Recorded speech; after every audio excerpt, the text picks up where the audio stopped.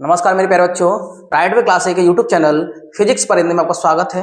आज हम पढ़ेंगे बेटा class 10th science most important अभिक्रियाएं, क्योंकि हर साल 4 से 5 नंबर की अभिक्रियाएं पूछी जाती हैं क्लास 10th में। उन सभी अभिक्रियाओं को आज हम इस वीडियो में कवर करेंगे। ठीक है, आप नोट्स बनाते हुए चलें, कॉपी पेन ले लें और एक बात का ध्यान रखें, अगर आपने चैनल को सब्सक्राइब नहीं किया बेटा तो चैनल को सब्सक्राइब कर लीजिए, जिससे समय से आपको नोटिफिकेशन मिल सके और आप वीडियो का लाभ उठा सकें। तो ध्यान से सुनो, पहली अभिक्रिया है बेटा संयोजन अभिक्रिया। संयोजन का मतलब समझते हो आप? संयोजन का मतलब है योगात्मक अभिक्रिया।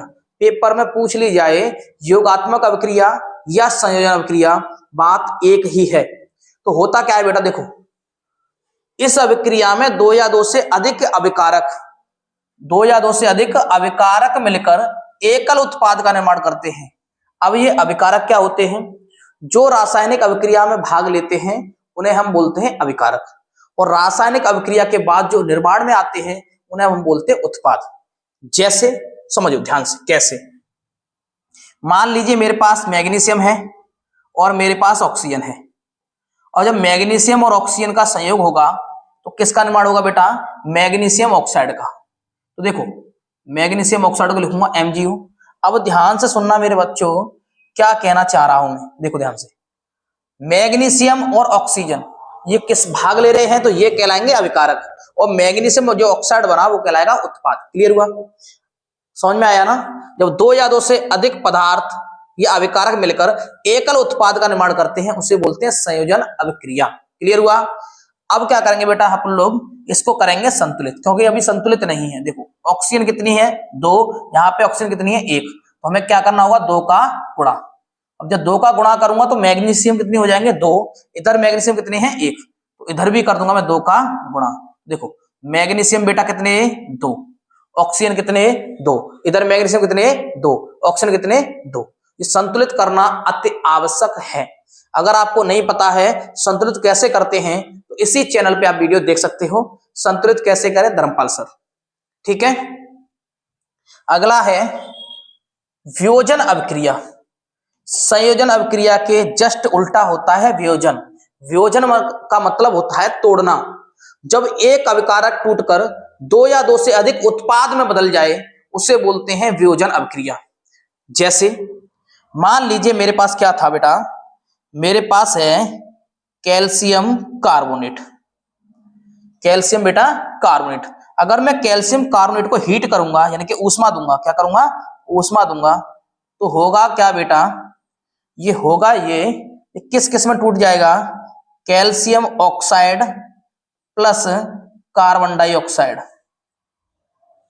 किस किस में बेटा? कैल्शियम ऑक्साइड और कार्बन डाइऑक्साइड। तो ये कहलाएगा अभिकारक, ये कहलाएंगे उत्पाद। क्लियर हुआ? इधर साइड के उत्पाद होते हैं और इधर साइड के जो होते हैं बेटा वो होते हैं अभिकारक। तो हुआ क्या, इसमें एक अभिकारक टूटकर 2 या 2 से अधिक उत्पाद में बदल गया। इस अभिक्रिया को बोलते हैं बेटा वियोजन अभिक्रिया। समझ में आया? स्क्रीनशॉट साथ साथ कर लें। अब आगे चलते हैं। ठीक है, कर लिया? आगे चलें, बड़े ध्यान से स्लो मोशन में पढ़ेंगे बेटा। बहुत इंपोर्टेंट अभिक्रिया हैं जो पेपर में आनी ही आनी है। ठीक है बेटा? तो देखो अगली अभिक्रिया है बेटा विस्थापन अभिक्रिया। विस्थापन अभिक्रिया का मतलब होता है डिस्प्लेसमेंट। विस्थापन, किसी दूसरे के स्थान पर किसी दूसरा स्थान ग्रहण कर ले। अभी होगा क्या, देखते हैं कैसे। देखो इस अभिक्रिया में अधिक क्रियाशील तत्व कम क्रियाशील तत्व को उसके स्थान से विस्थापित कर देता है। बात समझ में आई? जैसे मान लीजिए सिंपल भाषा में, एक तत्व है मेरे पास क्या? लोहा। एक तत्व बेटा क्या है मेरे पास? लोहा प्लस, और एक है मेरे पास CuSO4 यानी कि कॉपर सल्फेट। तो ध्यान से सुनना मेरे बच्चों, क्या हो रहा है इसमें, बड़ी कहानी है लंबी। देखो होगा क्या, देखो बेटा कि लोहा अलग है, कॉपर सल्फेट अलग है, ये अपनी दुनिया में लीन है। जैसे मान ली कपल्स हैं ये, सिंपल भाषा में, क्योंकि ये होता है प्लस और ये होता है माइनस। ये कपल्स अपनी जिंदगी बहुत अच्छे से जी रहे थे, पड़ोस में रहने आ गए एक कौन? Fe यानी कि लोहा। अब ये चलते हैं साइकिल पे, ये चलता है फॉर्च्यूनर में। तो हुआ क्या, जो कॉपर जो सल्फेट था उसका मन बदल गया, विचार बदल गए, सोच बदल गई, जज्बात बदल गए। तो होगा क्या, क्योंकि ये है कम क्रियाशील वाला, कम पैसे वाला, ये है अधिक पैसे वाला। समझ पा रहे हो सिंपल भाषा में? अधिक क्रियाशील तत्व जो होता है कम क्रियाशील तत्व को उसके स्थान से हटाकर स्वयं स्थान ग्रहण कर लेता है। अब होगा क्या, इसने इससे पैचअप कर लिया तो ये बनेगा फेरस सल्फेट, बेचारा कॉपर अलग निकल गया। ऐसा होता है, समझ में आया? क्योंकि कम क्रियाशील किसमें थी, कॉपर कम क्रियाशील होता है लोहे से, तो कॉपर यहां से हट जाएगा, क्या बना लेगा, फेरस सल्फेट और कॉपर। इसे बोलते हैं विस्थापन अभिक्रिया। क्या बोलते हैं बेटा, विस्थापन अभिक्रिया। लिखना चाहो तो लिख लीजिए, ये क्या है, कॉपर, ये है फेरस सल्फेट।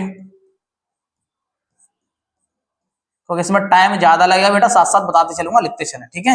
ये है लोहा, सब जानते हैं लोहा को तो, और ये है कॉपर सल्फेट, ठीक है। तो आशा करता हूं समझ में आ रहा होगा। ऐसे ही आपको याद करा दूंगा सभी। इसमें यही याद रखना कि SO4 कौन है, बेवफा, ठीक है। आगे चलें, ऊष्माक्षेपी अभिक्रिया। ऊष्माक्षेपी अभिक्रिया किसे कहते हैं? ऊष्माक्षेपी यानी कि ऊष्मा उत्पन्न होती है, क्षेपी मतलब उत्पन्न होना, वह अभिक्रिया जिसमें क्रिया के फलस्वरूप ऊष्मा उत्पन्न होती है। क्रिया के फलस्वरूप ऊष्मा उत्पन्न होती है, उसे अपन लोग बोलते हैं ऊष्माक्षेपी अभिक्रिया। जैसे कैसे, समझ लो ऐसे। देखो मान लीजिए मेरे पास है CH4 यानी कि मेथेन, और ऑक्सीजन से वह क्रिया कराऊंगा, यानी कि ऑक्सीजन की उपस्थिति में से जलाऊंगा, तो क्या होगा मेरे बच्चों, होगा क्या, ये क्या करेगा, सबसे पहले बनाएगा बेटा CO2, कार्बन डाइऑक्साइड। आप लिख लें हिंदी नीचे, ठीक है। क्या बनाएगा बेटा, CO2, क्योंकि C और O2 मिलके CO2। अब क्या बनेगा मेरे बच्चों, अब बनेगा H2O यानी कि जल। संतुलित करने के लिए मैं 2 लगा दूंगा यहाँ पे, ठीक है, क्योंकि यहाँ पे 4H है, मुझे 4H करनी है इसलिए, ठीक है। अब O कितने हैं बेटा, यहाँ पर 2 और 2 4, तो यहाँ पे भी मैं लगा दूंगा 2। अगर आपको नहीं पता है तो बार बार कह रहा हूं, इसी चैनल पर प्लेलिस्ट में जाकर देख लें संतुलित कैसे करते हैं, ठीक है बेटा। तो यहां तक बन गया, और होगा क्या बेटा, इसमें ऊष्मा उत्पन्न होगी। क्या उत्पन्न होगी मेरे बच्चों, ऊष्मा। तो हम बोलेंगे ऐसी अभिक्रिया जिसमें क्रिया के फलस्वरूप, क्रिया कराई मैंने तो क्या उत्पन्न हुई, ऊष्मा। उसके साथ साथ क्या क्या मिला मुझे, कार्बन डाइऑक्साइड और जल। उसे बोलते हैं अपन लोग ऊष्माक्षेपी अभिक्रिया, ठीक है। जैसे सिंपल भाषा में आपको समझाऊं, आपके घरों में बहुत पहले की पुरानी बात है, 10-15 साल, आपके पिताजी जानते होंगे अच्छे से, या आपके बाबा, हम कलई लेके आते थे घर में, घर को पुताई करने के लिए, पेंट करने के लिए। तो कलई को हम क्या करते थे, पानी में डाल देते थे। जब भी हम कलई को पानी में डालते थे तो वो कलई खोलने लग जाती थी, तो क्या उत्पन्न करती थी, ऊष्मा। तो वो ऊष्माक्षेपी अभिक्रिया हो रही थी बेटा उसमें, समझ पा रहे हो ना। तो इस तरह से पूछना, पहले के जो लोग हैं वो बता देंगे आपको, स्क्रीनशॉट तो कर ही लिया होगा, करना चाहो तो कर सकते हो। आगे है ऊष्मा शोषी अभिक्रिया। कौन सी अभिक्रिया बेटा, ऊष्मा शोषी अभिक्रिया। ऊष्मा शोषी अभिक्रिया में क्या होगा, कोई पदार्थ होगा वो ऊष्मा के कारण ही टूटेगा, यानी कि ऊष्मा की हानि होगी, बिना ऊष्मा के वो टूटे ही नहीं सकता। जैसे वह अभिक्रिया जिनकी प्रगति में ऊष्मा का शोषण होता है, जैसे कैसे, ऐसे। जैसे मान लीजिए magnesium oxide, sorry mercury oxide, magnesium बोल रहा हूं, मरकरी ऑक्साइड को क्या करूंगा, जब मैं हीट दूंगा यानी कि ऊष्मा दूंगा, तो होगा क्या, यह 2 भागों में टूट जाएगी, यानी कि Hg मरकरी अलग हो जाएगी और ऑक्सीजन अलग हो जाएगी। तो उसे बोलते हैं अपन लोग ऊष्मा शोषी अभिक्रिया। संतुलित करने के लिए हम क्या करेंगे, यहाँ पे 2 और यहाँ पे भी 2। क्लियर। ऊष्माक्षेपी और ऊष्मा शोषी वेरी वेरी इंपोर्टेंट है, ठीक है। आगे चलें, ऑक्सीकरण। बेटा ऑक्सीकरण का मतलब क्या होता है, जब किसी भी पदार्थ में ऑक्सीजन जुड़ जाए या हाइड्रोजन हट जाए, उसे बोलते हैं अपन लोग ऑक्सीकरण। जैसे समझो, मान लीजिए वही वाला एग्जांपल दे दे रहा हूं मैंने, magnesium plus oxygen arrow magnesium oxide, ठीक है। यहां पे भी 2, यहां पे भी 2। तो होगा क्या इसमें, जब किसी पदार्थ में ऑक्सीजन का संयोग होता है या हाइड्रोजन का ह्रास होता है, उसे हम लोग बोलते हैं ऑक्सीकरण अभिक्रिया। क्लियर हुआ? ऑक्सीजन किसी भी पदार्थ में जुड़ रही हो, स्क्रीनशॉट कर लीजिए। आगे चलें। वेरी वेरी इंपोर्टेंट, मोस्ट कह सकते हो उसे आप लोग, इसका नाम है रेडॉक्स अभिक्रिया। क्या है बेटा? रेडॉक्स अभिक्रिया। क्या होती है? वह अभिक्रिया जिसमें एक अभिकारक का ऑक्सीकरण, एक अभिकारक का क्या होता है बेटा? ऑक्सीकरण, और दूसरे अभिकारक का होता है अपचयन। क्या होता है बेटा? अपचयन। ध्यान से सुनना, अपचयन क्या है ये? ऑक्सीकरण का दूसरा नाम होता है बेटा उपचयन। ऑक्सीकरण का दूसरा नाम होता है उपचयन। बट्टे में लिख दूं अपचयन, समझ लेना। यानी कि एक अभिकारक का हो उपचयन और एक अभिकारक का हो अपचयन, यानी कि उपचयन अपचयन दोनों हो एक ही अभिक्रिया में। यानी कि ऑक्सीजन हटे हाइड्रोजन जुड़े, या हाइड्रोजन जुड़े ऑक्सीजन हटे, मतलब दोनों चीज एक साथ हो, उसे बोलते हैं रेडॉक्स अभिक्रिया। जैसे देखो, CuO plus H2 arrow H2O plus Cu। अब ध्यान से समझना मेरे प्यारे बच्चों, मेरे चाशनी में डूबे हुए रसगुल्लो, देखो ध्यान से समझना। हो क्या रहा है? यहां पर ऑक्सीजन है कॉपर के साथ, लेकिन यहां कॉपर के साथ ऑक्सीजन नहीं है, तो क्या हुआ? ऑक्सीजन किसी में हट जाए तो वो अभिक्रिया कहलाती है अपचयन। क्या कहलाती है? अपचयन। यानी क्या हुआ है? ऑक्सीजन का ह्रास, ऑक्सीजन की हानि यानी ह्रास, ऑक्सीजन का ह्रास। बड़े प्यार से समझना, ठीक है? लेकिन यहां ऑक्सीजन नहीं है और यहां पे ऑक्सीजन है, तो यहां पे ऑक्सीजन का हुआ है योग। समझते चलना मेरे प्यारे बच्चों, ऑक्सीजन का योग। यानी कि एक ही अभिक्रिया में ऑक्सीजन का ह्रास भी हो और ऑक्सीजन का योग भी हो। समझ पा रहे हैं मेरे बच्चों? उसे बोलते हैं रेडॉक्स अभिक्रिया। और ऑक्सीकरण का मतलब होता है बेटा, मैंने बता दिया आपको, उपचयन। ठीक है? उपचयन में होता क्या है? ऑक्सीजन जुड़ती है, हाइड्रोजन हटती है। और अपचयन में क्या होता है? हाइड्रोजन जुड़ती है, ऑक्सीजन हटती है। और रेडॉक्स अभिक्रिया में क्या होता है बेटा? दोनों एक साथ होते हैं। ठीक है? अब पढ़ेंगे मेरे प्यारे बच्चों संक्षारण, वेरी वेरी इंपोर्टेंट, 2 नंबर में आता ही आता है। आपको पता है यूपी में कम से कम 7 सेट बनते हैं, 7 सेटों में सबसे ज्यादा पूछे जाने वाला प्रश्न है संक्षारण। संक्षारण क्या होता है समझें। जब कोई धातु पानी, वायु, नमी आदि के संपर्क में आती है, जब कोई धातु, मान लीजिए लोहा धातु है, पानी, नमी आदि के संपर्क में आती है, तो क्या होने लगती है बेटा? वो संक्षारित। क्या होने लगती है? संक्षारित। गलत लिखा हुआ है, ठीक है? संक्षारित, संचारित कर दिया, ठीक है? संचारित होने लगती है, इस घटना को संचारण बोलते हैं। ध्यान से समझेंगे मेरे प्यारे बच्चों एग्जांपल के माध्यम से। आपने अपने घरों में, जहां पर बाथरूम बोलते हो आप लोग, नहाने जाते हो, अगर वो लोहे का गेट है तो आपने अनुभव किया होगा, जब भी आप पानी डालते हो, 1-2 साल पुराना गेट हो, तो नीचे देखा होगा आपने गल जाता है, बेल्ट पे गल जाता है वो, देखा कभी? क्यों होता है? क्योंकि जब लोहा पानी के संपर्क में आएगा तो वो संचारित होने लगेगा, इस घटना बोलते हैं संचारण। हम लोग क्या करते हैं? फिर उस पर पेंट कर देते हैं। संचारण से बचाने के लिए क्या करते हैं? पेंट कर देते हैं, ग्रीस लगा देते हैं। ये बचाने के उपाय हैं बेटा। तो संचारण समझ में आया? जब कोई धातु पानी, नमी, ओस आदि के संपर्क में आती है तो वो गलने लग जाती है, अर्थात संचारित होने लग जाती है, उसे अपन लोग बोलते हैं संचारण। स्क्रीनशॉट कर लीजिए। आगे चलें। अब हम देखेंगे बेटा मोस्ट इंपोर्टेंट जो है उदासीनीकरण अभिक्रिया।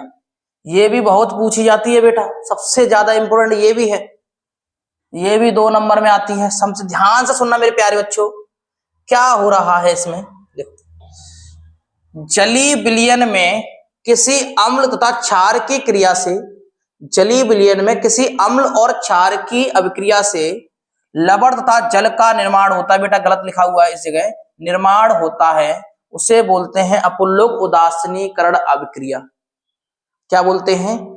जब अम्ल और क्षार की आपस में क्रिया कराई जाती है, ध्यान से सुनना, एक अम्ल और क्षार की आपस में क्रिया कराई जाती है तो किसका निर्माण होता है? लवण और जल का।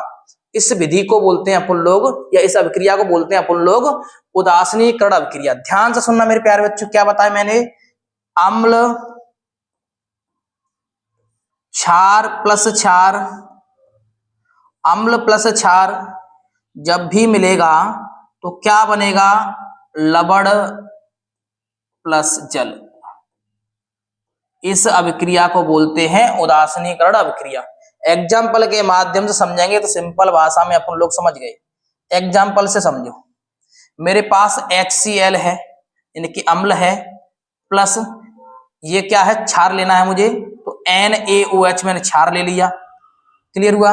तो होगा क्या बेटा, तो जब NaCl और NaOH आपस में मिलेंगे, देखो तो होगा क्या मेरे प्यारे बच्चों, ध्यान से सुनो, NCl और Na मिलकर क्या बनाएंगे, NaCl प्लस H और एक H, 2H और O, यानी कि H2O।